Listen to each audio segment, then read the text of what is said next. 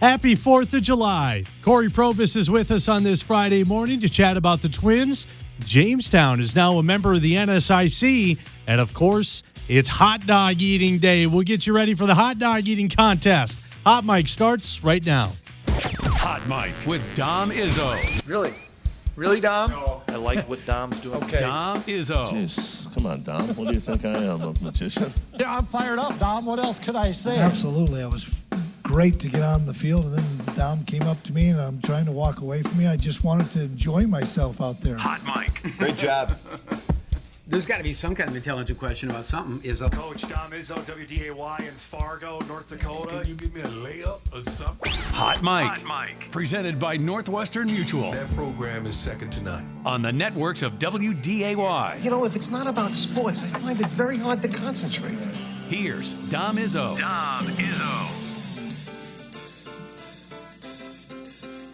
Good Friday morning.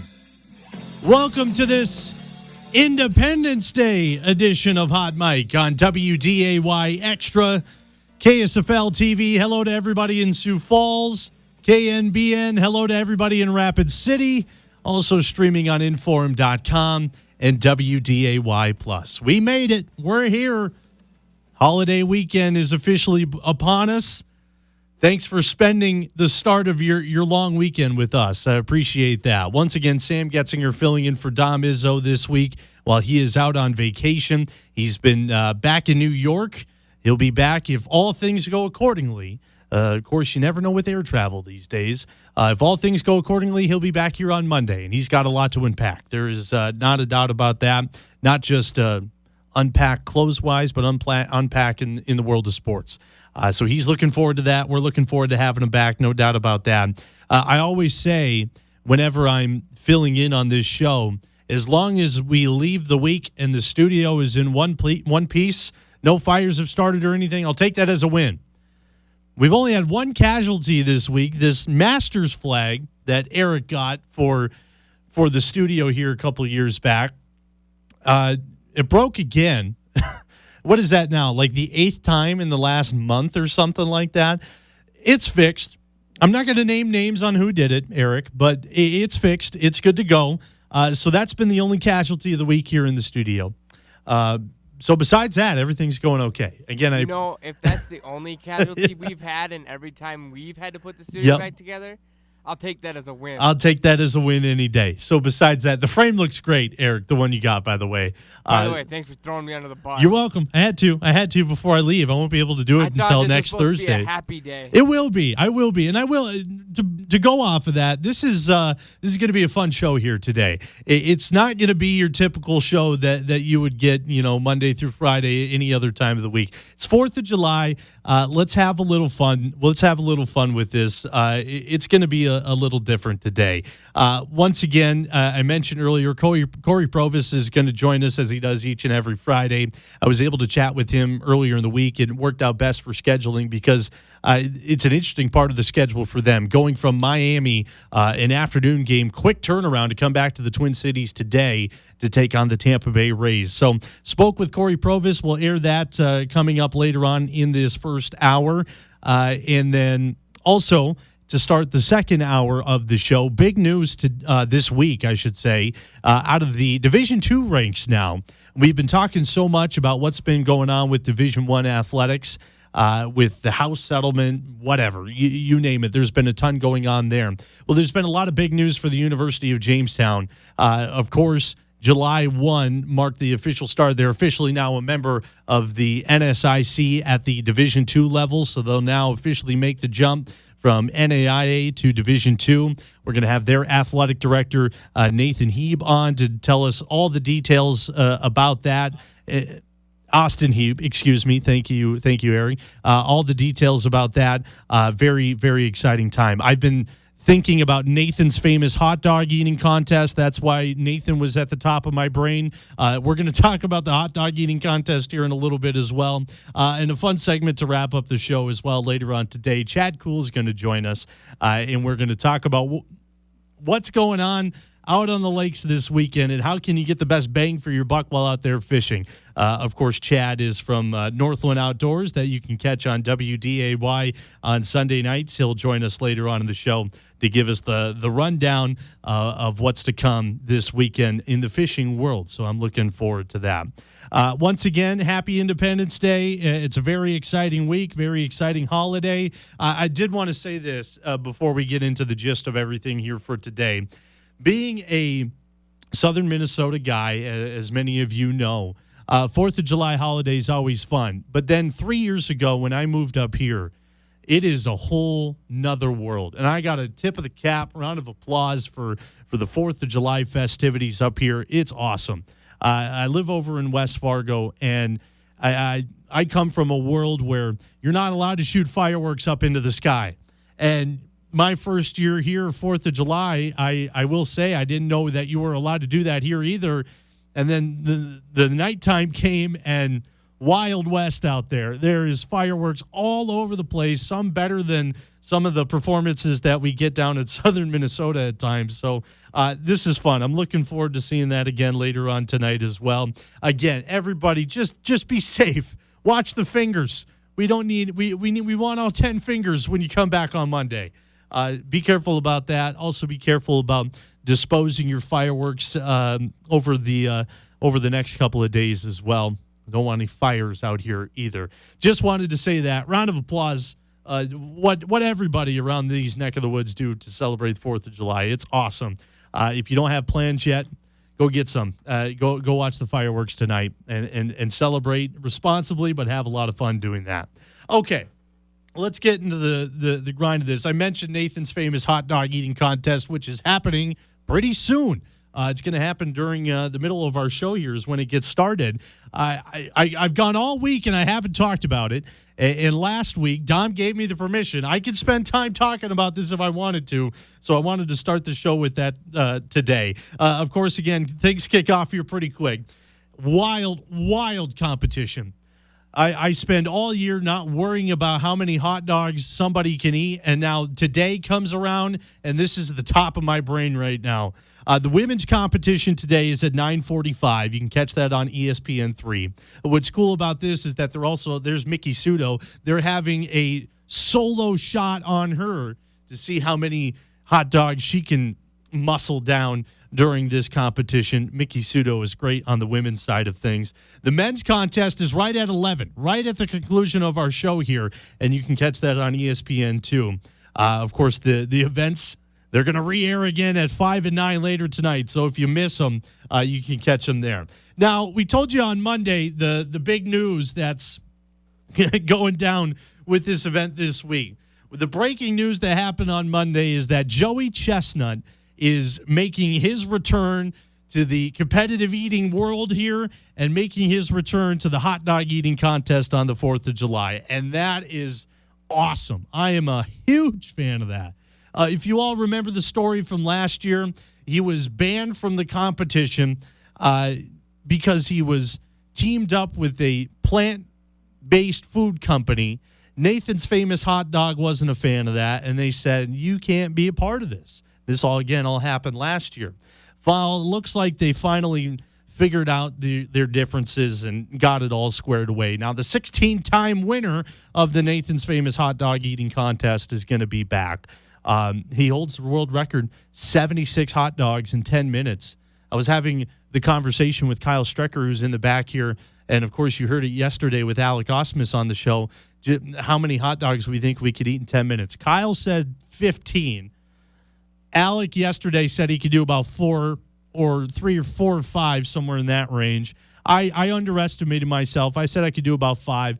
I'm thinking, well, actually, Kyle, did you say 9? I'm thinking I could do about 15 in 10 minutes. I don't know about that. I pitched the idea of having a hot dog eating contest on the show. That got shut down quickly. But nonetheless. How many people would it take to take down Joey Chestnut in our station? In our station, how many people would it take? You got to imagine. So that's the thing. Last year's winner, what did he have? He had like 58. And that's like a really bad day for Joey Chestnut. He had 62, I think, his first time around. So that would have crushed last year's winner. If we're talking what's the number at? If we're talking the numbers at 76, then we got a lot of work in front of us. I would say we would need about 20 to 25 people just to be safe. Is that? I think that's a fair assessment there. About 3 hot dogs a person if you went with 25. Well, here's the thing. I've been in eating competitions with the people in this station, and there's not like a true anchor anywhere. I'll tell you that much. So I'm thinking if we had a good 20 to 25, we might be able to take them. I'm not a big dipping the hot dog in the water thing, and you saw the video there. It kind of makes me a little grossed out every time we watch it. But it's such a unique American tradition on the 4th of July that comes back.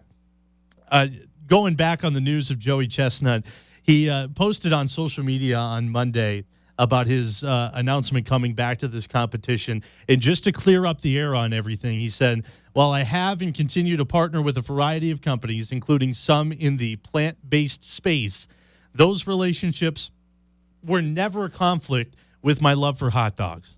That's good to hear. He also said, to be clear, Nathan's is the only hot dog company I have ever worked with. So mending the bridges there after that wild situation that happened earlier this week. And what I find was interesting, he missed that competition last year, and then Kobayashi's this other fantastic competitive eater. They went one-on-one, and Joey Chestnut crushed them. So if you want to watch an elite performance, if you want to see a massive comeback, I don't know, can we call it the world of sports? Is competitive eating sports? If you want to see a massive comeback in the world of entertainment, how about that? Watch the Nathan's Famous Hot Dog Eating Contest coming up later on this morning and early afternoon here. It's gonna be interesting. I know I'll keep my eyes poked on that. I think it's safe to say the picks are pretty clear that it's Mickey Sudo and Joey Chestnut without a doubt to win that thing. Just wanted to get you prepared for that. That's the big plan for today. I told you this is not going to be like any other normal hot mic show that you would get. We'll get into sports topics. Don't worry about that. But I wanted to pass that along as we go throughout the morning. So, again, the women's competition is at 9:45. It's on ESPN3. Tune into the Mickey Sudo cam as well. Men's competition is right after the conclusion of our show here today at 11 on ESPN2. And you can get the Joey Chestnut cam over there as well. And then they'll re-air those events at 5 and 9. I might be watching the hot dog eating contest on loop all day.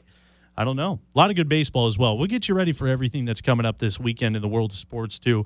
A lot of baseball games tonight. A lot of fun things happening this weekend with the NBA Summer League. You got the Gold Cup Championship coming up this weekend as well. A lot to touch on. Speaking of which, let's set up the rest of our show here for today. Guest lineup brought to you by Northwestern Mutual.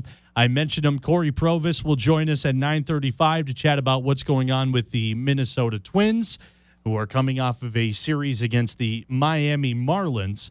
They make the quick trip back to Minnesota for the Tampa Bay Rays, and we'll get you ready for that series with Cory Provus as well. Also, earlier this week, I caught up with Austin Hieb, the athletic director at the University of Jamestown. Very exciting time of what's going on over there. So we will chat about that transition to the Division II level, joining a fantastic conference in the NSIC and what this means for the university and its athletic programs moving forward. So Austin Hieb kicks us off at 10 o'clock in our second hour of the show. And a fun one to wrap things up here on this Friday as we all either get ready to go to the lakes or we're there already. We get to live, for those that aren't there already, we get to live vicariously through Chad Koel from Northland Outdoors. He'll talk to us about everything going on in the fishing world, what's going to get you some success this weekend, and we'll also chat about Northland Outdoors as well. So a lot of fun stuff to get on there with him. Also coming up in a couple of minutes, we're going to do a unique thing here. I want to showcase you what I've been working on this summer. Of course, with no Bison Athletics in the summer, even though there's been no shortage of news. I've been working on some other things here, so I want to show you some of that. So we'll get to that here in just a couple of minutes on Hot Mic. It's going to be a fun morning. I appreciate you for starting your day with us. Let's get it rolling. Good show planned for you today as we get ready for the 4th of July weekend. Hot Mic continues when we come back on WDAY Extra, KSFL TV in Sioux Falls, KNBN in Rapid City, and also streaming on Inform.com.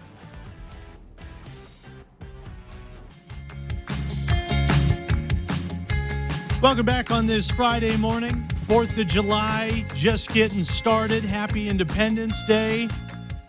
Hope you all enjoy your weekend. Have a fun and safe weekend as well. I'm going to hit the door here after a little bit and make my way down to Arkansas for the weekend. That should be a lot of fun. Looking forward to that. Before we get into what I was talking about before we went into that last commercial break, what I've been working on over the summer here, you saw the hat there of West Fargo Cheyenne, the newly crowned state champions in Division A baseball in the state of North Dakota. I want to focus on something I saw on our news earlier this week that I thought was really neat, a story that Cullen Holt did. West Fargo, the baseball programs over there opened up a new indoor, essentially full-size practice facility. And I just saw the video on that story that we had on WDAY earlier this week, and my jaw dropped. This is fantastic, what they've brought here. Of course, it's called the Shields Performance Center. $5.5 million facility that they moved into this week. And for those of you that are wondering, who's paying for this? Well, it's funded almost entirely by West Fargo Baseball and by Shields. Now, all that's left is to just fill it up with players. But you see some of the videos there of just how unique this is. You see areas like this pop up everywhere, but to have this, that's huge for the players, in my opinion. And I wanted to show that off in case you didn't see it on our news earlier this week. Full-size turf infield, batting cages. They got offices in there. They got a locker room in there as well. The process to get this set, the state-of-the-art facility, they went and toured other parts of the region and got this figured out. And I think it's just so unique and beneficial because in this neck of the woods, once you get to that baseball season, you never know how long your season going to be in reality. You got winter to deal with. You got rain and inclement weather all over the place. So the fact that they're doing this, I think it's pretty neat. I wonder how this will impact baseball in our area, the metro here, the FM region moving forward. I wonder how many teams are going to be using this when the rain and the winter do make an impact on the season. I tell you what, I wanted to tip the cap on what they're doing over there. Cool stuff. Really neat facility and growing the sport, growing the athletes. All for it. And those schools over in the West Fargo area, you got Horace, Cheyenne, West Fargo as well. And Trey Hussar was on Cullen's story. And Northern Cass feeds into this too. All great baseball programs. And to be able to build that and help out the younger kids as well coming through, they're set up for a good future. So I wanted to showcase that for a second here on this Friday morning in case you missed it. Now, the other thing I wanted to showcase here as well, of course, with it being the summer, there's a lot of news and stuff, and my official role as a sideline reporter for Bison Athletics, well, once the school season's not in, there's no athletics going on. So been finding stories that I can do to pump out over this summer break, if you will. A couple of months ago, made my way down to the Holly Rodeo, and I caught up with a pair of bull riders from Lakes Country, Coy Thorson and Blaine Beatty, and I just wanted to talk to them and see what the state of the rodeo life is like in Minnesota, and they're on the professional scene. So I wanted to catch up with them and just see what the rodeo life was all about. I hadn't been immersed into it for a couple of years since I left home, and I can tell you it's alive and well. And I put together a story on this, and I figured Independence Day, rodeo, let's show this here on this Friday morning. So here's my story I put together on the Holly Rodeo and Coy Thorson and Blaine Beatty. Give it a watch. Here we go! It's one of the most dangerous sports ever created. When steel meets dirt, there's nowhere to hide in the chase for cowboy supremacy. With the wild side from Mars PRCA Rodeo. For For many, it's more than a competition. It's a display of Americana. It's a culture that's been around for well over 150 years. It's the pioneerism that settled the West, and I think people are showing up to rodeos to get a little piece of what we have. I really, truly believe that rodeo has a way of bringing people together. For the fans, it's a show. Man versus nature in arenas stretching from coast to coast. Got a chance! Oh, dear fall! For the riders, it's a lifestyle that thrives in even the upper corners of the Midwest. You know, the times have changed. These are athletes. They're on workout programs. They dedicate their whole life to it. And many of these guys, this is how they make a living. So they have to show up to the rodeo. They have to be on their game. They have to be healthy. They have to be in shape. It's not just showing up and seeing what bull you have. I mean, it's a pure science. It's truly amazing to see these athletes prepare and perform.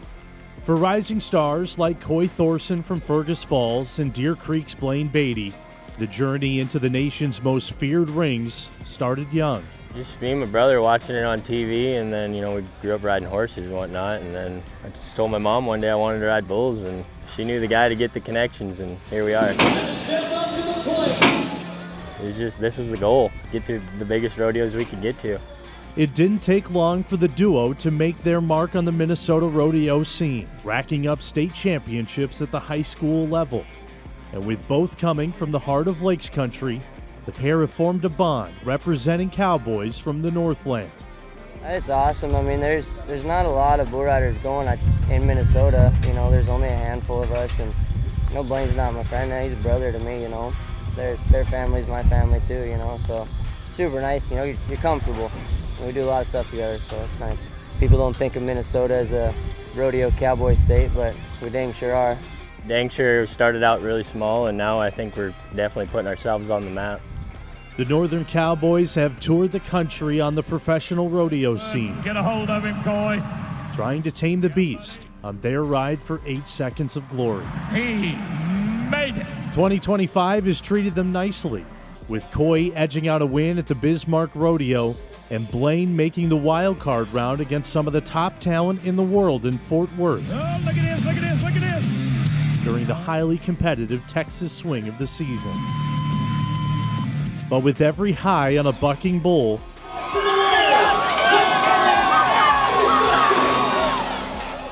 comes the lows.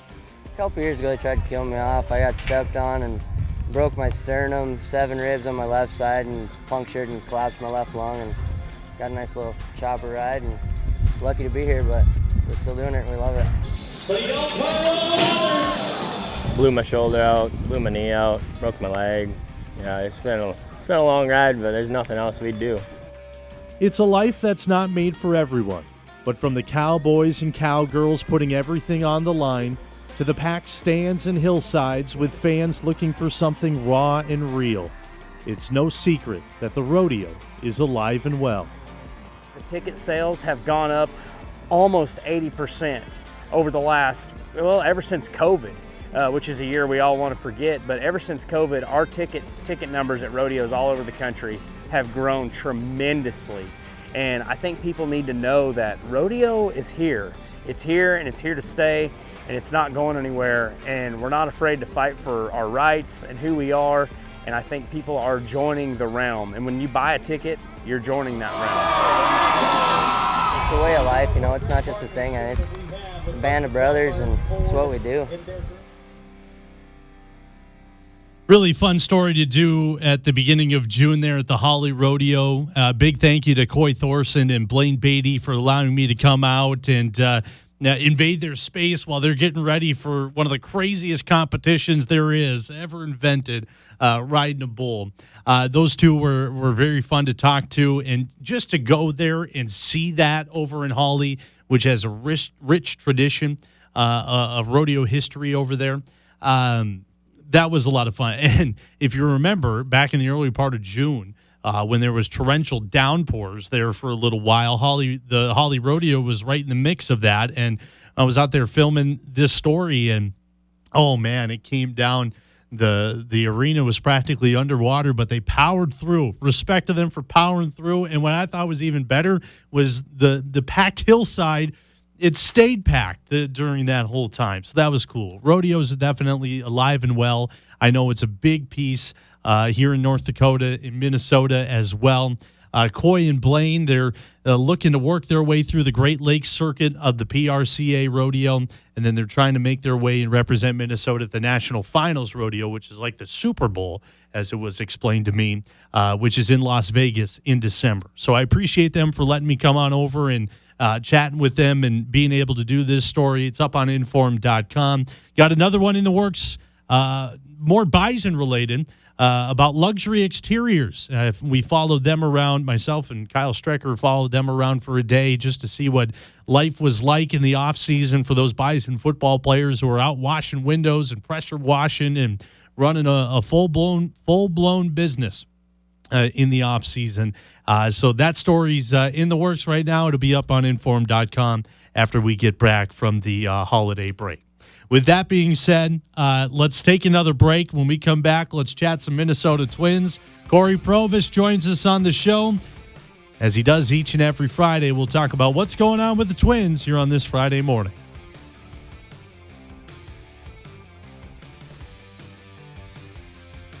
Deep to left center field. Back it goes and gone. The 0-2 pitch. He struck him out swinging at 101. Swinging a drive. Left field and deep. Back it goes and gone. And the Twins walk it off again. All right, it's time to chat some Twins baseball here on this Friday morning. And joining us, as he does each and every Friday morning, is the voice of the Minnesota Twins, Cory Provus, on Twins TV. Cory, thanks for taking some time. 4th of July weekend coming up. I appreciate you for fitting us in your busy schedule. You've been a traveling man, so I appreciate you coming on today. You bet. And this is pretty cool that with the new Twins TV setup that, you know, for the first time that folks are enjoying the 4th with their family and friends, and they can just take the Twins with them, you know, to their cabins, to their on the boat, what have you, and kind of watch the game while fishing and hanging out in the water. It's, you know, it didn't hit me until we kind of, you know, kicked off the conversation about being the 4th. So this really is, I think, a special time that folks can finally, you know, have Twins TV with them no matter where they're stationed. No doubt about that. I know for sure I'll be plugged in with the Tampa Bay series, which we'll touch on here in just a little bit while we're out and about spending time with family. So that is a pretty cool deal. What you guys are doing over there is pretty awesome. I want to get to the nitty-gritty of things here on this Friday morning. Of course, we just entered into the month of July, but I want you to take a step back and look at the month of June. What are the broad picture takeaways that you take away from, let's say, a lackluster month? I mean, it was a terrible month. I mean, all the positivity and winning that we saw in May was pretty much erased by what we saw in June. We're winning 18 games in May and then winning, 9 games in June. And yes, the offense was up and down, but overall, you know, the Twins' offense and run scoring was significantly better in June than it was earlier. And I think it's pretty obvious what went wrong, and that was the pitching. I mean, the pitching just imploded. And when you have an ERA over 6, you're not going to win.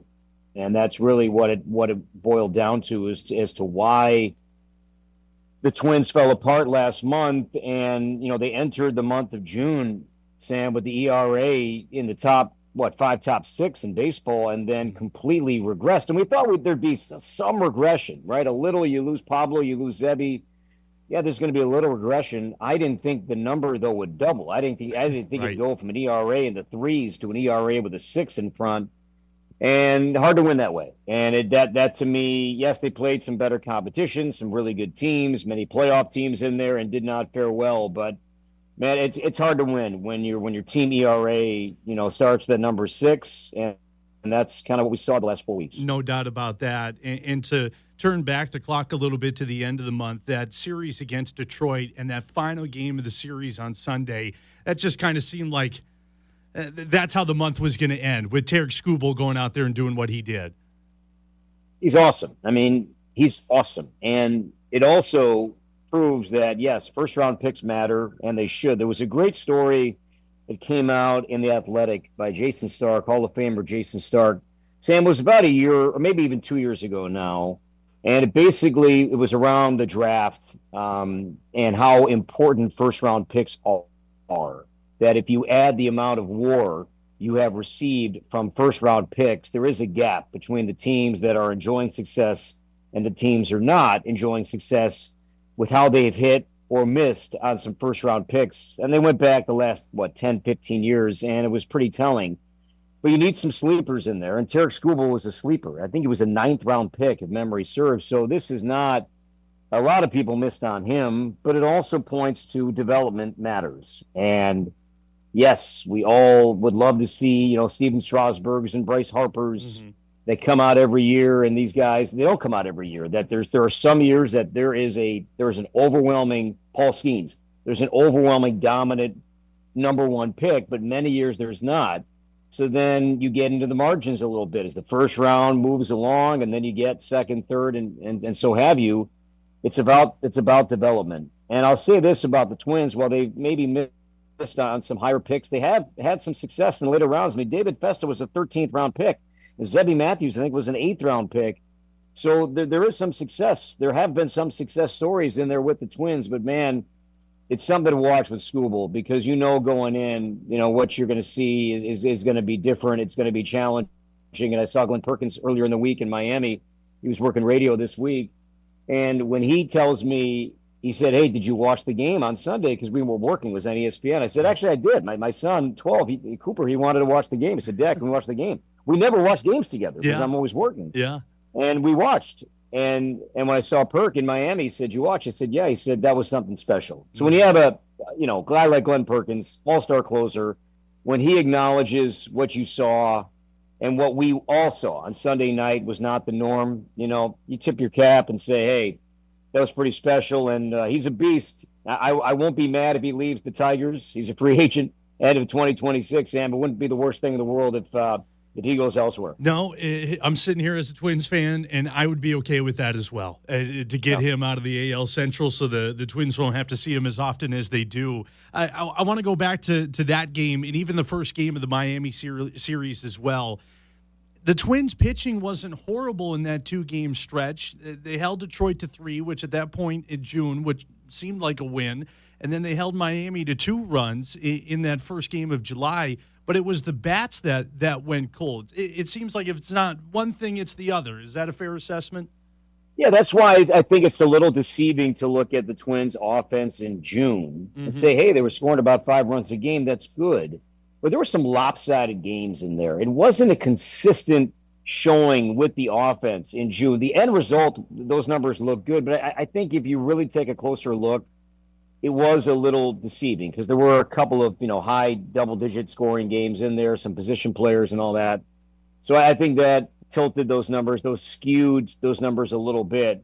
Because what we saw, over the weekend in Detroit and what we saw early in the week against Miami, we also saw plenty of that last month as well, where 1 or 2 runs is going to be tough to come by. And Paul Molitor, during his managing days, he acknowledged it, but he didn't like doing it in terms of tipping your cap.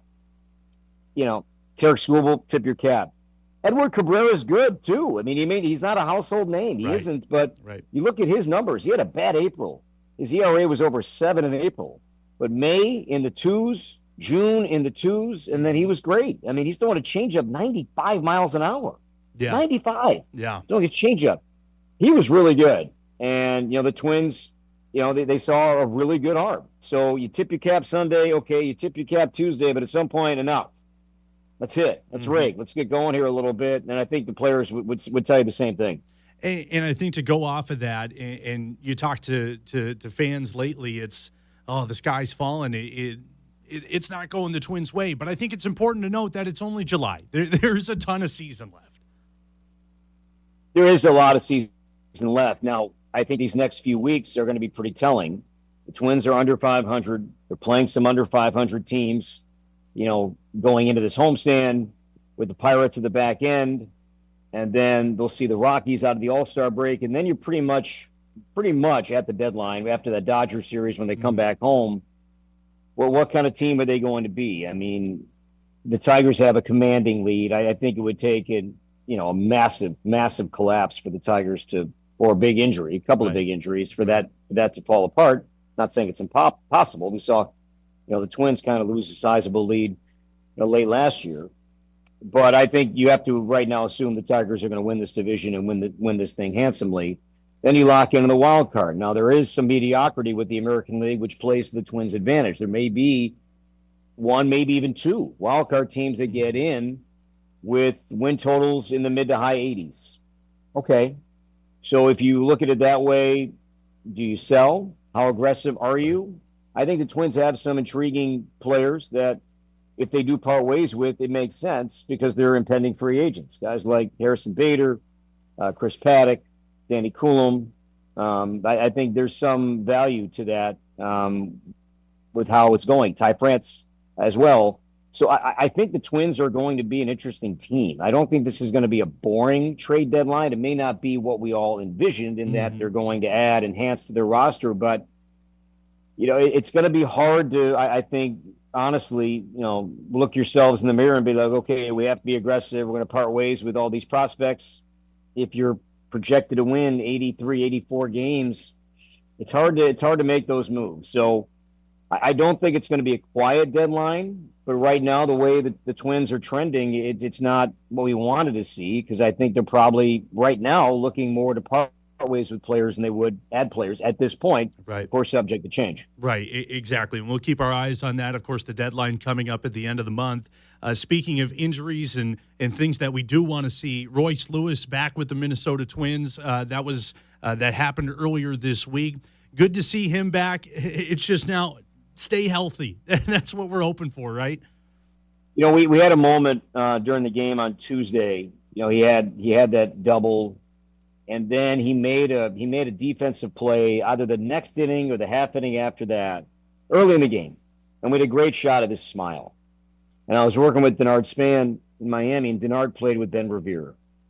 And Gardy would always talk about Ben Revere, and what made him such an appealing part of the team was he had this contagious smile. Mm-hmm. And when we had this shot of Royce Lewis, it reminded me and Denard of that same vision, that same thing, that the game is better when a guy like Royce Lewis plays. He's a star. His body has failed him. We all know that.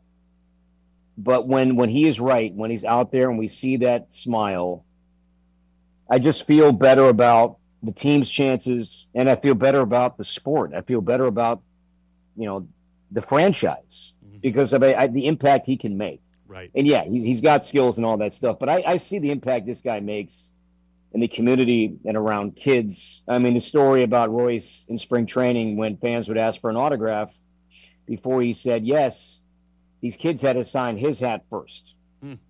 So that's awesome. In Royce's locker in spring training, he had 2 or 3, BP hats. They were all filled up with kids' signatures. Who else does that? Right. Nobody else does that. Right. And it's a great story. I'm not surprised by it because that's the kind of guy that Royce is. He's a great player. He's a better person. And it's been so sad that his body has failed him in the way that it did and in the way that it has. Because when he's right, it's exactly what the game is striving for. Absolutely. We've talked about him a couple of times on this show while you're on here, just hoping for the best for him because he deserves it. Now on the flip side of that move, Twins designated Jonah Bride to assignment to get Royce Lewis back in the lineup. What an interesting month that he had last month. He answered the bell. I'm sure a lot of guys didn't want to do it, be a position player, but go in and have that many relief pitching appearances as he did last month. I tip the cap to him for doing that. And wish the best of luck with whatever happens in the future for him. But that's the other side of this move with Royce Lewis coming back in the lineup. And I don't think Jonah was too surprised by it. It's the nature of the business. And I think with his roster spot, it was going to be fluid. He wasn't having much success. And it was tough for him to find any traction too, Sam. He just wasn't playing that much. He'd get out there against lefties, and the Twins had a run there. They were seeing some left-handed starting pitching, which has cooled off since. So I don't think he was stunned by it. It's a bummer because you're right. The Twins were in so many lopsided games in the middle to the back half of June that you could sense like, oh, Jonah's going to pitch again. And sure enough, he did, 4 or 5 times, whatever it was. So I don't like it. Nobody likes that part of the game. It's not fun. It's not enjoyable, even when you're on the other side, when you're hitting and you're facing that. I don't like it. Nobody does. Could agree. So I think he did, he's in a tough spot. But I think in the end, if you ask him, are you stunned? Are you surprised? Probably not. I think he could see this coming when Royce's time was ready. And sure enough, Jonah's roster spot was gone and Royce is back. Again, Cory Provus joining us this morning, the voice of the Minnesota Twins on Twins TV. A couple more before we let you go here and get ready for the weekend. Koel Culpepper is a name that's been popping up in the headlines lately. He's going to represent the Minnesota Twins in the Futures All-Star Game. Is that someone that you've been following along with? And what can Twins fans expect to watch in that game and watch him progress throughout his career? Yeah, I think it's hard not to see him. And I think, the way he's going to be in big league camp next year. I think he's impressed a lot of people that he's probably going to garner himself an invite over to big league camp to at least start spring training, which is going to be pretty awesome. Yeah, I mean, he's, drafted last year. It was a first-round pick out of college last year, but, man, he was killing pitching at Cedar Rapids, recently promoted to Double-A. There's a couple home runs already at Double-A. He's a shortstop, strong kid. Big body, and yeah, he's off to a great start in his pro career, and I think that's a great call because thankfully he stayed healthy, and that's been the issue with so many of the key young Twins top guys, from Walker Jenkins to Emmanuel Rodriguez, heck, even Luke Keyshaw. Keeping these guys healthy and on the field, it's been easier said than done, but thankfully Culpepper's avoided the injury bug, and he's been able to play and produce, and really good news for him. And Luke Keyshaw was in the Futures game last year. Then he had Tommy John surgery, but made his debut here in 2025, and he's coming back pretty soon, which is great. I mean, as the last homestand was winding down, he was really ramping up his on-field work. So I think Keyshaw's return is not too far away, which is great news for this team. Right. Because the Twins, they need some youthful energy, some speed, some athleticism, and that's something that Keyshaw provides. And I think Koel Culpepper in the same way with some pop in his bat. But yeah, kudos to him for really acclimating well to pro ball and a deserving honor to be in the Futures game. Koel Culpepper, remember the name. He's going to be making his way up through the Twins organization here soon. Cory, while everyone's out at the lake or getting ready for fireworks, and you mentioned you now have the ability to watch on Twins TV, this series coming up over the holiday weekend with Tampa Bay, what can we expect for that? Hot team. I mean, their offense has been a little quiet here the last week or so, but, man, they were running hot in June. And they won 2 out of 3 against the Twins not too long ago down in Tampa. They play a brand of baseball that's similar to Milwaukee. And the concern I have is that the Twins struggled against Milwaukee. Now, the Brewers, they were hot. Everything was going their way. But Tampa Bay has the most stolen bases of any team in baseball. They are going to run, but they've got some pop. They've got some power in their lineup as well. So it's not a great matchup for the Twins, but the Tampa Bay's cooled off a little bit. And Tampa Bay, their schedule, they front-loaded so many home games because of the weather they're going to face and have been facing right now. Remember, they're unlike Miami, they play in a retractable facility. The Rays are playing outdoors, so knowing the weather you're going to have in the summer, the humidity, the rain you're going to have pretty much every day. Tampa Bay for like 2 months. They're going to have an occasional home series here and there, but they're on the road a ton. And you wonder if that's going to start adding up. If that's going to take a toll on these guys, just the constant travel, the constant movement hotel to hotel. And they've cooled off a little bit in late June into early July in terms of run scoring and how things have gone for them. So perhaps they're going to catch them at a good time starting on Friday. But the style of play the Rays do employ is not ideal for how the Twins go about things. So it'll be a challenge here this weekend. Absolutely. We'll be looking forward to watching that on Twins TV. Cory, appreciate you for joining us. Enjoy your weekend, and we'll see you next week. Sounds good, and have a great 4th, everybody, and be safe out there this weekend. Absolutely. Cory Provus joining us on this Friday morning. Good to have him chat Minnesota Twins baseball. We'll look ahead more to that series with Tampa Bay when we come back on this Friday morning edition of Hot Mic.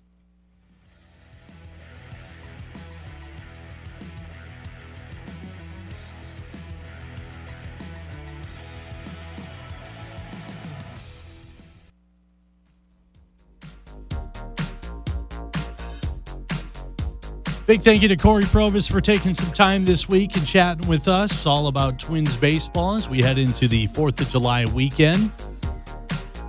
Of course, the scheduling-wise, they have to hustle back from Miami to Tampa Bay, to Minnesota to get ready for Tampa Bay. Here's a look at what this series looks like over the next couple of days. All afternoon games. So today, 3:10 start time. Chris Paddock will start on the bump. Saturday and Sunday, 1:10 first pitches. And we know for sure that Joe Ryan is going to take the bump on Sunday. One of the big stories that we didn't get the opportunity to speak with Cory Provus about that we told you on the show yesterday, of course, we'll talk to Cory about this when he comes back next week, is that Bailey Ober is now on the 15-day injured list. He is dealing with a hip impingement, so he'll take some time to do that. I said it on the show yesterday. I'll say it again. I think it's the right decision. Not surprised by the move. Honestly, I am surprised that it took this long based off of him bringing up that his hip has been an issue for this long. I know they needed him with the other injuries to the pitching staff, Pablo Lopez, Zebby Matthews. They needed him to step up, but it was just getting to the point where it wasn't looking pretty. A 9 ERA during the month of June, gave up 30 runs in 30 innings.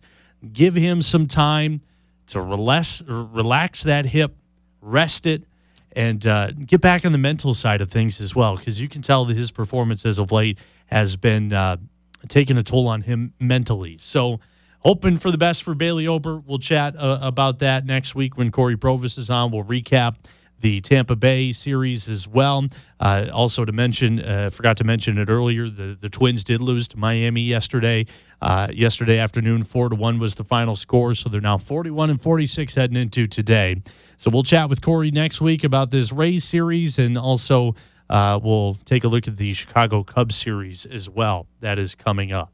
All right, with that being said, we're due for another break here on this Friday morning, Independence Day. Appreciate you for sticking around with us on this long weekend. When we come back, I spoke with University of Jamestown Athletic Director Austin Hieb about the big week it's been for them. The transition is official. They're moving to the NSIC. We'll chat with him about that when we come back for hour number 2.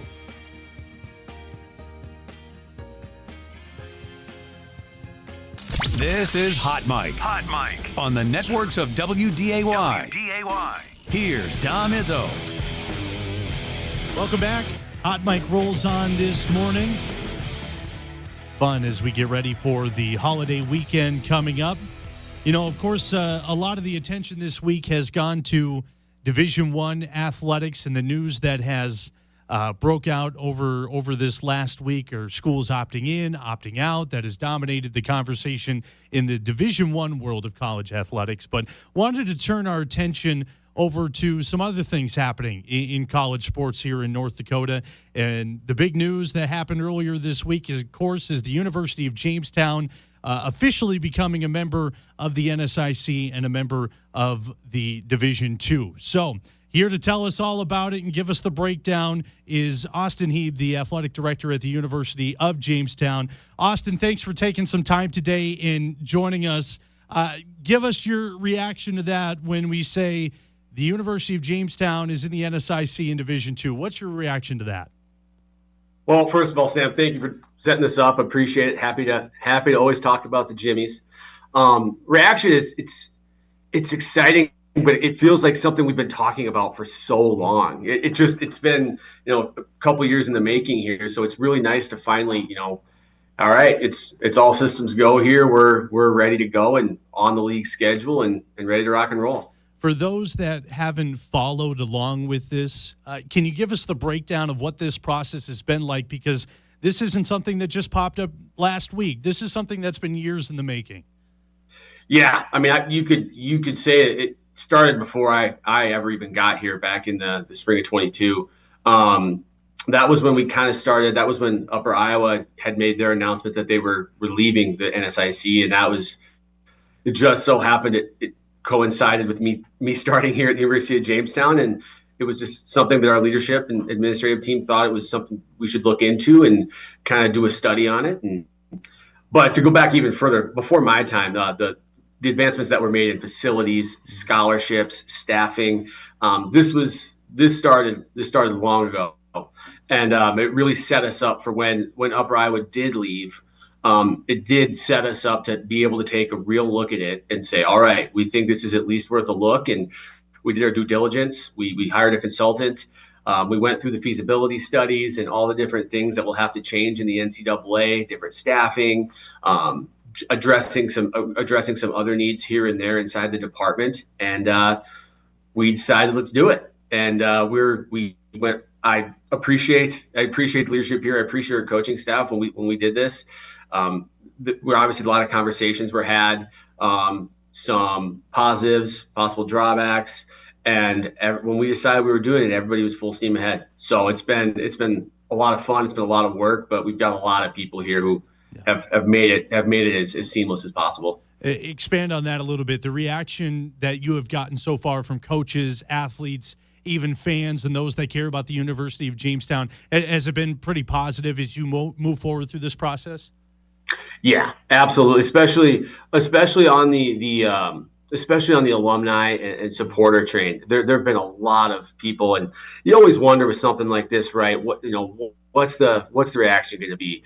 And it's been overwhelmingly positive. I think a lot of people recognize that the NSIC is made up of a lot of schools that traditionally we have competed against over the course of our history. So some of our alums who, played 20, 30 years ago, they're used to already competing against those schools. It's just in a different conference now. Yeah. So that's been really positive. Our coaching staff, I'm really happy with our coaching staff. We've got a lot of really quality coaches in our department, and they've been good. They've been asking a lot of questions, which is what we want, which is what our compliance administrator wants, all the new rules. And we're all, like I said, we're all kind of rowing the boat in the same direction. It's kind of one of those deals when the decision got made, everybody said, all right, this is what we're doing, let's do it. And it's been overwhelmingly positive throughout. So the process for this usually takes about 3 years to get done, to make the jump. You guys are on the expedited route for this. As we start the month of July, where are we at in this process to full bore go Division II? So we're in the expedited process. We just finished year one. Mm-hmm. So the expedited process is a 2-year process. We just finished year one. We have a call with the NCAA here next week, and they let us know if we get to move forward into year 2 of the 2-year process. All signs are positive. We've gotten the feedback's been good from the NCAA, from our consultant, from the person they sent here for a site visit. So we never put the cart ahead of the horse, right? But we do feel good about it. And if we get that go ahead, then there are a couple other things that we have to do this year in year 2 of the expedited process to make sure that we're on the right track. But it would be next July. We'll have a similar call, and if everything goes well, they'll say, you're all the way in, let's go. So, and let's just play devil's advocate here. Hypothetically, if they come back and say, well, not quite yet, then what happens from there? I don't want to. No, I'm kidding. No, it's what they do is they would move us into the 3-year process. Okay, so gotcha. we would go from the expedited back to the original 3-year process. We would just go into year 2 of a 3-year process, but I really hope we don't have to cross that bridge, Sam. Well, exactly. Hoping for the best, and if all signs point to things are looking good, we'll keep it at that. As you guys have gone throughout this over the last couple of years here, what challenges have you noticed that the University of Jamestown has seen going through this that you may not have expected? We kind of expected most of it. Yeah. I'll tell you, we hired. Every time we tell people who we hired as our consultants, they all everybody exhales like, "Oh, you hired a good one." So we got the best to help us do it. I'll tell you, we did a lot of work on the front end. I talked to some athletic directors at some institutions that transitioned from NAIA to D2, mm-hmm. and they're still there now. And I just kind of I picked their brain. I probably talked to 3 or so of them, 15 minutes, just kind of, hey, what was it like? Are you happy you did it? Every one of them was very happy they did it.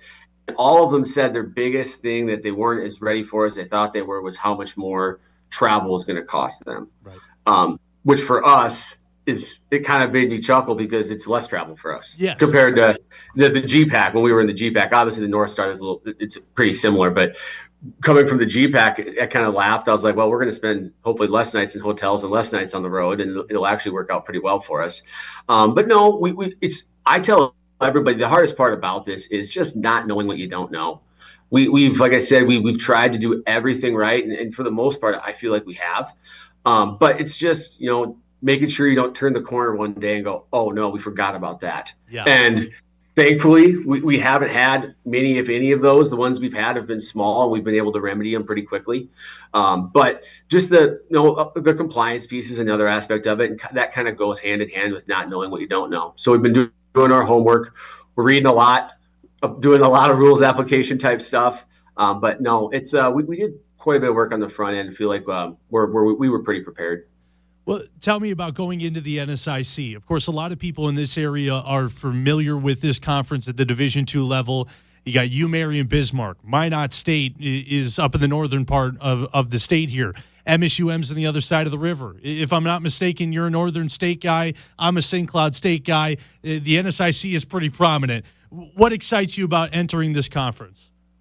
It's a great league. And I tell everybody that when they say, oh, what's it going to be like? It's like, hey, I'm not ignorant. I'm well aware of how good of a league this is. Yeah. And I think it's one of those deals where you want to be, that's where you want to be though, right? It's not something that's not going to take time, and it's going to be a process, and we're going to have to build and just continue to, get better in different areas, address, there are things that we're not going to know till we're in the league that we need to prioritize.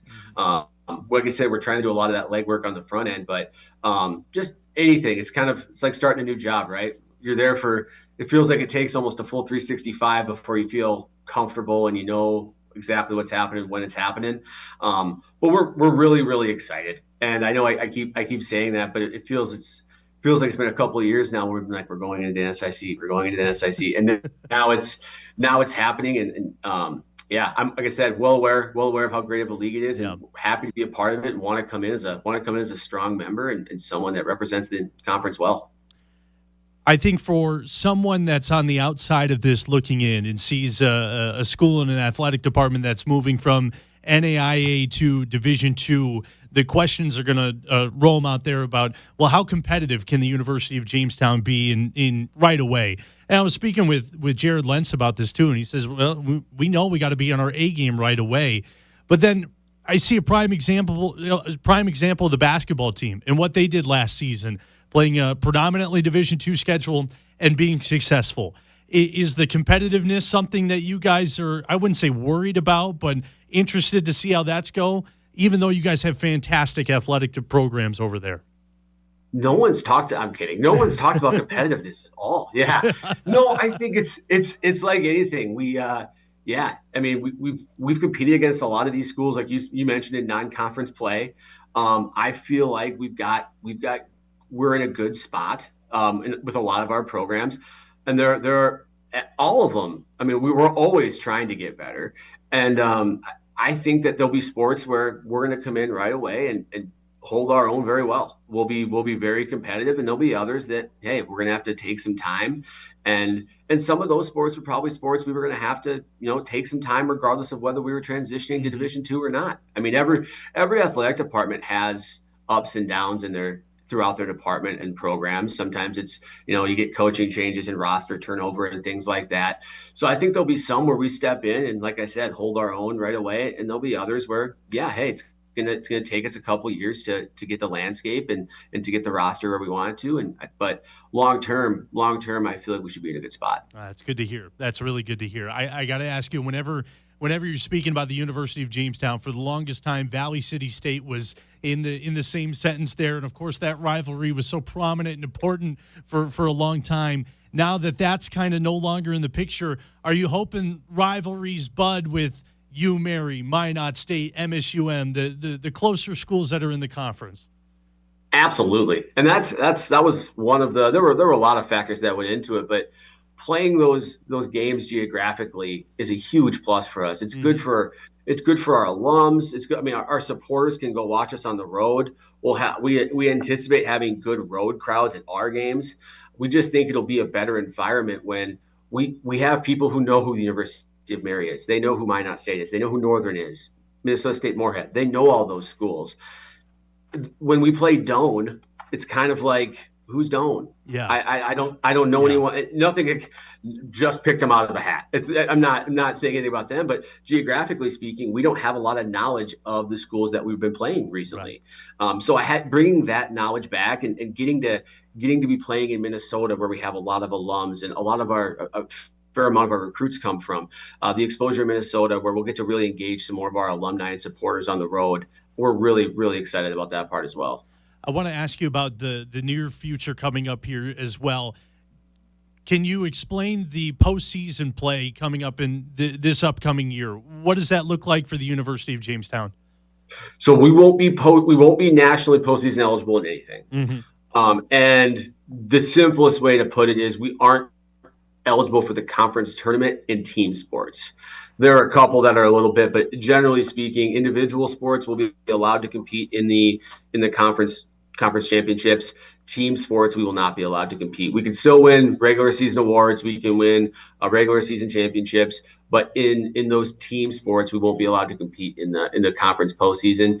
And then nothing gets to compete in the national postseason. And then the following year, we're all the way good to go. There we go. Good to hear. Okay, so we'll see how that all shakes out. We've been seeing that with St. Thomas and the Summit League as well over the last couple of years here too. You mentioned recruiting. Couple more before we let you go here. You mentioned recruiting. What have you noticed? Has that changed ever since this news started to bubble up here? Absolutely. 100%. When you put the right, wrong, or otherwise, when you put the NCAA blue dot next to your school name, mm-hmm. you have more interest. And it's kind of crazy how it works. I tell people it's a double-edged sword, right? You have access to better recruits. You're able to get into schools. You're able to get in the door with kids that want to play, student athletes that want to play Division II athletics. At the same time, you also need a higher caliber kid to compete. So it works both ways. But no, it's our coaches from the jump saw that. Our coaches right away saw that. Yeah, it kind of gives you a little more credibility with the student athletes. For the athletes that are there right now that have been competing in this NAIA level, and now they're going to make the jump to Division II, do you get the sense of there's some nerves in that, or there's excitement? We're ready to go. We want to face this tougher competition. I think it's honestly mostly excitement. Yeah. We've got student athletes that are competitors here, and they want to do it. They think it seems like a great challenge, and to be fair, we're usually recruiting the Division II athlete. Mm-hmm. I mean, even when we're playing in the NAI, we were trying to get the Division II athlete. In a lot of cases, we've got plenty of student athletes that have come through here who are Division II caliber student athletes.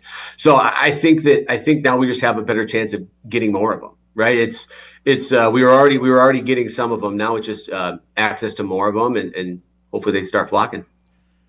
I want you to look into the crystal ball here for a second. Look into the future, 5, 10 years, whatever it may be, and think back. What has to happen in this transition to get to that point and be like, yes, this was a successful move for us? I think we have. It's so cliche to just say keep getting better, but honestly, I think we have to. We've got people here who are completely invested in the University of Jamestown. It's why I love being here. It starts all the way at the top with our president down to our coaches and our student athletes. We're not just, like I said, it sounds like people say this about everywhere, but people really truly care about this place. Our donors, our supporters, our administration, everyone who works here. So I think when we have, that's what makes me feel so good about this. And like I said, it's going to be work. But I know that we've got people who are going to do the things that need to get done in order for us to be successful. And I think we keep kind of just striving to get that little bit better every year. We continue to, like I said, once you get into the conference and you get into Division II, you start to realize what you might need to prioritize in each sport, and you start figuring out how to accomplish those things. So I think the people here really make me feel. I think it makes a lot of us feel, I don't want to say at ease, because there's definitely still nerves, and there's a little bit, the unknown is always scary, but I know we've got the people in place that are going to help get it done. Austin, I appreciate you taking time and helping us out here with this, and looking forward to seeing what the University of Jamestown could do in the NSIC. I know things are only going to ramp up more for you, so best of luck with everything, and best of luck moving forward. Appreciate it, Sam. Thanks for having me, and have a great 4th. Yeah, you too. Absolutely. There it is. The University of Jamestown now in the NSIC, moving up to the Division II level. Exciting stuff. We'll break it down a little bit more when we come back this morning on Hot Mic. That's coming up next. Be sure to stick around.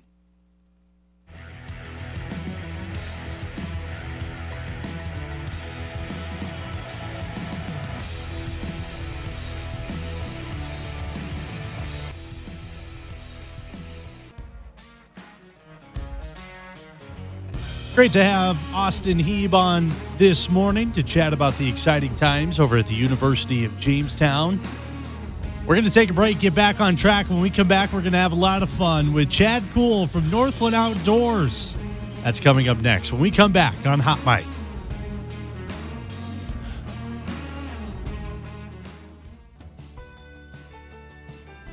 Welcome back on this Friday morning, 4th of July here on Hot Mic. It's been a fun morning so far. We're going to continue that. Of course, this is one of the busiest weekends of the year to just get outside, enjoy Mother Nature, get out on a lake if possible, and do some fishing. And I thought there's nobody better to get in here and talk about what the bite's been like and what you need to know before you get out onto the lake than the man himself from Northland Outdoors, Chad Koel, joining us on this Friday morning. Chad, thank you for taking some time. You're joining us from an undisclosed location because I don't want to give away your honey hole over there. How you doing? You caught me in the office, and look at that. We got our first friend of the day here, little tiny northern pike. But, yeah. Having fun. Fantastic. No, it's beautiful. Happy 4th, Sam. Thank you so much for having me on this morning. Absolutely. Exciting. I told you before we got on the air, if we could get a catch on TV, that would make the ultimate, that would make the show, and that's exactly what we got. That's fantastic. Chad, I wanted to have you on, and whenever we can promote what's happening here at the station on WDAY, we're going to take that opportunity. Of course, you're a big part of Northland Outdoors, and maybe for this audience here that watches Hot Mic on a daily basis may not be familiar with what you and with what you guys do over at Northland Outdoors. So, Sure. so give us the rundown. What have you guys been working on, and what's Northland Outdoors all about? Well, Northland Outdoors, the name is perfect. One of the biggest reasons we all live here, and of course, I love living here, is the outdoors. We live in an amazing place when it comes to outdoor opportunities, not just fishing, but hunting and camping and mountain biking and all of those kinds of things, Sam, that we love. And that's what Northland Outdoors we try to do at Northland Outdoors, is capture all of those kinds of stories. It's not just the hardcore fishing and hunting and stuff, but we've done pieces on, some of the new mountain biking, hiking, camping, ice camping, all of those kinds of neat things that we get to do here in the Northland, and why we love it so much. So that's the idea behind Northland Outdoors, is just kind of a spot where people can share all of their stories and why they love the outdoors. And I'm one of those guys, so it's pretty easy for me to get out and talk about it. Absolutely. I'm especially fond of this particular activity, though. People who watch the show see there is quite a bit of fishing involved. Absolutely. That's kind of my jam. And this time of year, Sam, this is it as far as fishing goes, as far as I'm concerned. This is a great time of year. I wanted to ask you about that while we got you on here, because I know a lot of people are going to be making their way to the lakes this weekend, wherever that may be, and getting out and getting a line in the water. I'm probably going to do the same. Tell us, what's the bite like right now? What's nibbling on the baits you're throwing out there, and what should people be looking for? Sure. Well, it's just a really good time of year to find and catch all sorts of kinds of fish, because early in the spring, fish are in their spawning modes. They're in different areas, and they're concentrating on making more fish, so they get a little tougher to bite. And then we call the dog days of summer towards the end of July and August, where it gets awful tough. But this is kind of the sweet spot right now, where the fish have recovered from that spawning time. And now their one thing that's on their mind is eat. Yeah. They want to eat food. They've been kind of lacking for a while. And the weed growth now is starting to finally get up and close to that summertime peak. And the bait fish, oh my goodness, the small young of the year minnows and bluegills and stuff. So lots of bait, and the fish want to eat it. So you can keep things really simple, and you don't have to look for those magic secret spots either. Every lake has weed lines that go around. And if you can find one of those simple weed lines and some of the higher, what we call cabbage weed, which is a nice thick weed, and then keep it simple. All I'm doing this morning is just throwing the old-fashioned safety, we call it safety pin spinner bait. Okay. And I'm telling you, it's really tough to fish, Sam. Watch. You cast it, and then you reel it. That doesn't sound too hard. That's not too bad. Eventually, a fish is going to grab it, and you're going to reel them in, and you'll have them. So, no, it really is a good time of year to get out and fish for all species. One of the things I would like to mention, especially this weekend because it's such family time, and I'm going to be out doing it later today.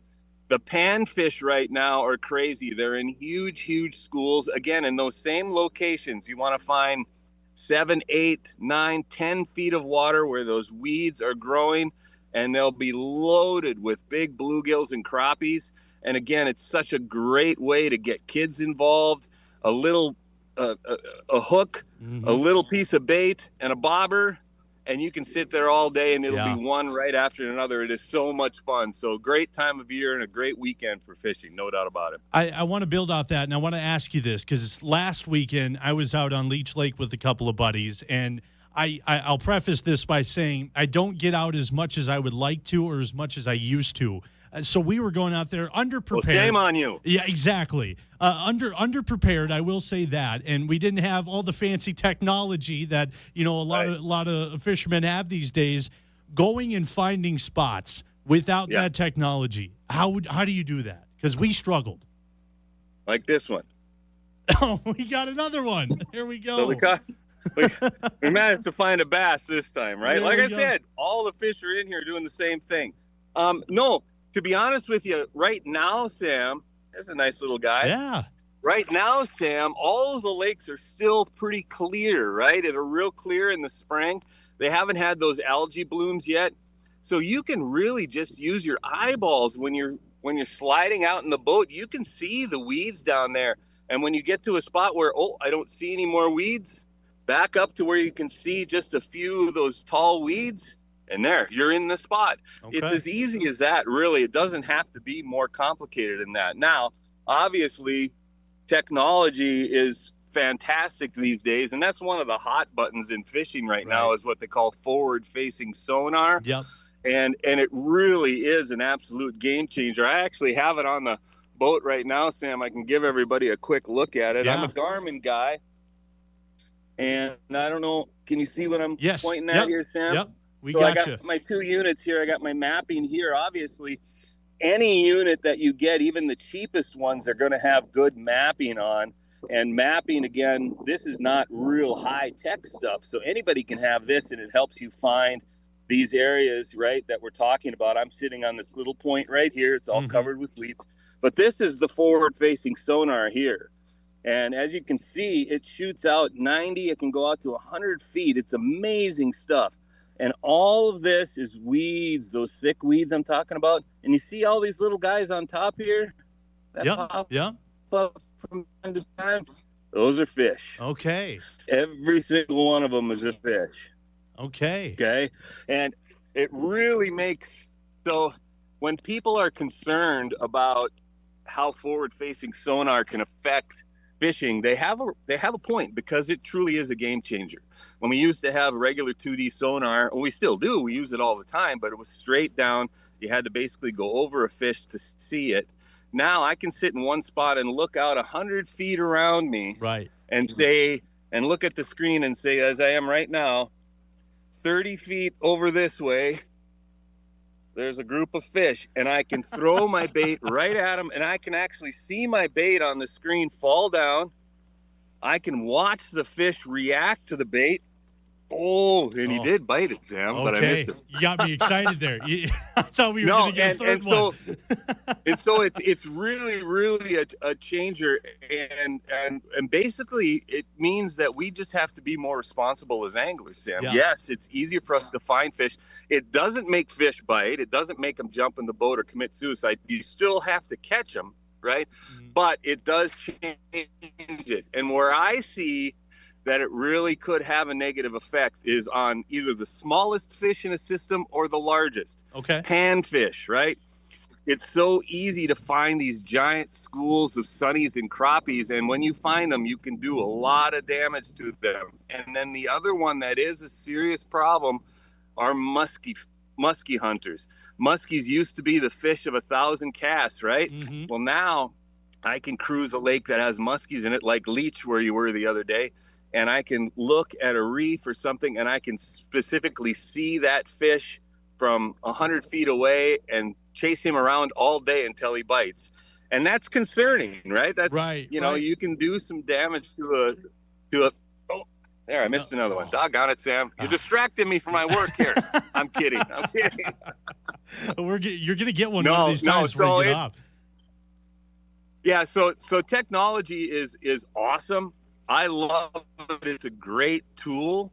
But again, it changes our responsibility. So now when I can go out and it's easy for me to go and get a limit of crappies or a limit of bluegills, guess what? I don't need that, right? Yes. I need a half a dozen so I can have a nice meal, right? And put the rest back. It's pretty simple. Absolutely. Yep. It's about protecting the habitat and for the future anglers out there as well. You want to, you want something there for them too, and to be able to come back at. Again, Jack Koel joining us from Northland Outdoors. Appreciate you for taking some time joining us out on the lake this morning. I wanted to ask you, we get to the 4th of July weekend, lakes are crowded, and you got people out there with water sports, just going out enjoying a boat ride. Then you have your anglers out there as well. What would you want people to know with lakes this crowded that we're going to see this weekend?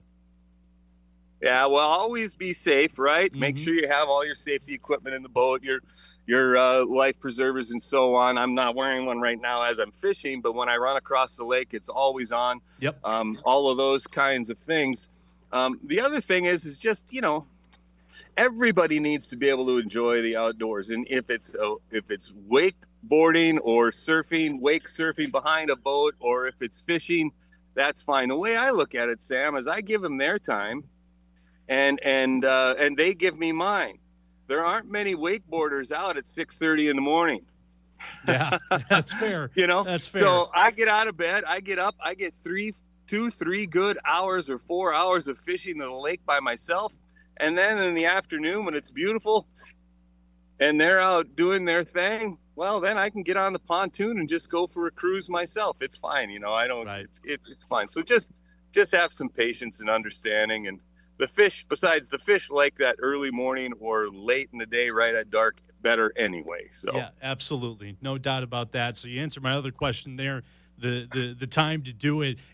You showed us the technology there. Is there certain depths out on the lake that are working better than others? Right now, it's that common weed line depth, and every lake has a little bit different depth for that. But in general, it's going to be somewhere between 9 and 15 feet of water, depending on how clear the water is on your lake. And so that's where I would start on any lake, is right in that 9 to 10, maybe even out to 15 feet, and look for those weed edges anytime you can find, especially if you have a very simple map, even a paper map, and you look for areas where there are points where the weeds will stick out into deeper water. Those points are always collection spots for fish. They love to hang out on points. And things like that. So those are the spots where you start. Oh, I just missed another one for you, Sam. And, you know, and that's where you start looking. And most of the time you don't have to look any further, this time of year especially. Awesome. I want to go back to the topic of Northland Outdoors as well. Yeah. What can people expect to see in the near future here with what you guys are working on? Well, we're doing all sorts of stuff. I had I just got my hands on a new camera. It's really cool. In fact, I can show it to you real quick. Hold on. Let's do it. How about this? Chad Koel joining us from the lake here. Yeah. This is pretty cool. So I had a social media post the other day, and again, hey, follow Northland Outdoors on Facebook, Instagram, YouTube. There, my shameless self. There we go. Right? There we go. But we got a camera. This is actually made in Denmark by a company in Denmark. It's this little tiny guy here, and it actually slides on the line of my fishing line, and then I can tie a lure to the other end. Wow. And I cast this whole thing out, and I can film my lure as it's coming through the water. And if people, and I'm going to have more of that coming real soon with different things, but we did a post the other day. I had was throwing a topwater bait for bass, and I got all of these shots. Just incredible. So that's fun stuff. But as far as trips go, we'll be up on Lake of the Woods later this summer. We're gonna go over to Devil's Lake and catch some fish, two of the greatest fisheries in our Northland, no doubt about it, for walleyes in particular. And then this fall, anything goes. I love waterfowl hunting. We're gonna do some of that, probably some deer, whitetail hunting as well. I shot my first turkey, believe it or not, all of these years of doing outdoor shows from the Great Outdoors back in the day on DAY and all of this now, I had never gone turkey hunting. This spring, I was able to get out, and I shot my very first turkey, so we'll have a nice show on that next season. So, yeah, we're doing all sorts of fun stuff. Yeah. That's fantastic. I love what you guys are doing. There's really something that you guys are doing for everybody out there, out there enjoying the Northland outdoors. As you mentioned, this is a beautiful part of the world that you can really get out there and enjoy this. Chad, I appreciate you coming on. Sunday nights at 10:30, Sam. There it is. Sunday nights 10:30 on WDAY. Again, check your local listings as well, and throw out the socials again that people can follow you on. Well, Northland Outdoors and Facebook and Instagram is where we spend most of our time. And then we have a YouTube channel. It's actually part of the Inforum YouTube channel. So go to Inforum on YouTube, and then there's an entire Northland Outdoors section there. Everything we do is up on there, all of the shows, the full half-hour shows, plus all of the social media clips and everything else. So, yeah, I would love to have people follow along and join in the fun. Absolutely. I highly recommend go checking that out. I've been doing that over the last couple of weeks here. It's pretty cool stuff that you guys are producing over there. One more before I let you go, Chad. Maybe we'll get a fish in the boat before we get off the air. You never know. Favorite type of species that you like to go after on the lake? What would that be? Well, I got to tell you, I love everything. One of the things I do try to preach, Sam, to people is try not to be a fish snob, right? Yeah, yes. My dad was a fish snob. He's a great angler, but if it wasn't a walleye, it wasn't a fish, right? I have other friends that all they want to do is catch muskies, or all they want to do is catch crappies or whatever, but I'm the kind of guy that my line is, if it bites and it fights, I like it. There you go. But if you have to pin me down, I love bass fishing, what I'm doing right now. Largemouth and smallmouth bass. I love walleyes too, don't get me wrong, but I do love the action and the activity of bass fishing. So that's kind of my favorite thing. Don't tell anybody, but that's really what it is. We'll keep it a secret here, but I will say there's something about the fight of a largemouth bass or even a smallmouth bass that's a lot of fun. There's no doubt about that. Is there one, another one for you, is there one that you enjoy that's got the best eats to it? Crappie is my favorite eating fish. Crappie and bluegill, actually panfish. Most people say walleye, right? And walleye are fantastic, but there, I just lost one, Sam. Doggone it. But the panfish, crappie's number one, bluegill's number two. Takes a little longer to clean them because you got to clean a few more to get the meat, but those are my two favorites for sure. Yep. Chad, I feel like I could sit here and watch you fish all day, but I'll let you get back into the office and let you start hammering these things. I appreciate you for joining us, and enjoy your 4th of July weekend. You too, Sam, and happy 4th to everybody else. Get out and enjoy the Northland outdoors. Absolutely. Chad Koel joining us from Northland Outdoors. Again, you heard him mention it. Go check out what they're producing. It's great stuff, whether that be on YouTube as a part of the Inform YouTube channel. You can see what they're doing there. Again, Sunday nights on WDAY 1035. Check your local listings. It'll be on there. Of course, we're going to get into football season here soon, and that show will take a hiatus for a little bit from that time slot. But check out what they're doing on WDAY, on social media. Big thank you to Chad for joining us here today. Are you still there, Sam? Giving us a look at what's going on. Okay. Hey, are you still there? Yes, I am, Chad. You got one? Yeah, one more. Oh, there we go. Yeah, one more for the road here. Whoop, How about you that? got off. Little Northern Pike. That's awesome. Chad, thank you so much. I'm glad we could get one more. See you, man. I'm glad we could get one more before we go into break. Chad Koel Let's joining us. do it again. Absolutely. We'll do this All right. again. Chad Koel joining us on this 4th of July. We'll take a break. When we come back, we'll wrap up the show coming up next.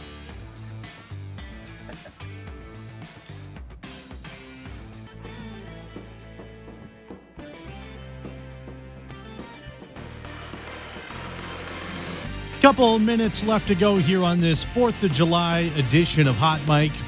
Thanks for spending your morning with us on WDAY Extra, KSFL TV in Sioux Falls, KNBN in Rapid City, also streaming on Inform.com and WDAY Plus. If you missed any part of the show and want to go back and listen to the conversation we've had with Cory Provus, Austin Hieb, and also a big thank you to Chad Koel, snagging a couple of fish, getting them into the boat while we were on the air. That's awesome. That's awesome. Again, enjoy your weekend this week, whether you're out at the lake, enjoying time with family, eating hot dogs, doing whatever, watching fireworks, or just relaxing at home.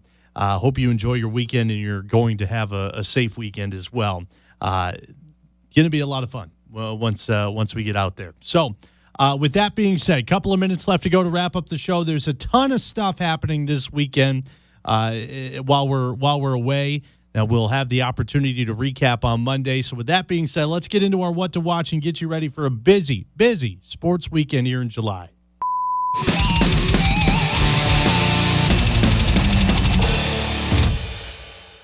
Of course, there is a ton of baseball today, especially, that is coming up here, hitting your airwaves.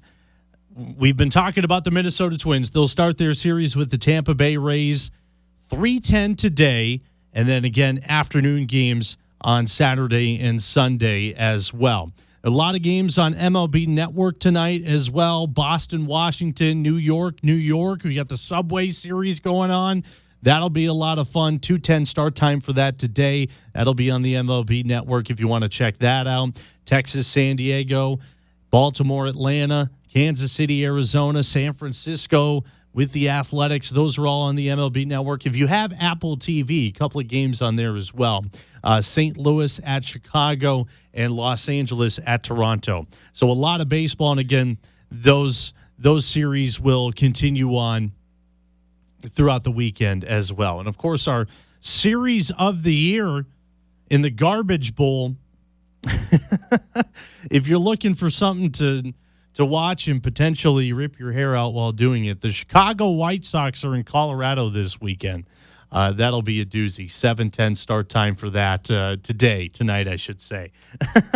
That'll be something. That's hopefully it's so bad it's good, and you can tune into that tonight. As for that, there's a lot of other things happening tonight and this weekend as well. Tonight, you got the Nathan's Famous Hot Dog Eating Contest. Can't say tonight, actually. Excuse me. It's happening right now. It's over on ESPN2. The return of Joey Chestnut. So once we get off the air, go flip over to that and go check out what's going on over there. That's gonna be my plan for today. Again, they're gonna re-air it later on tonight at 5 and 9.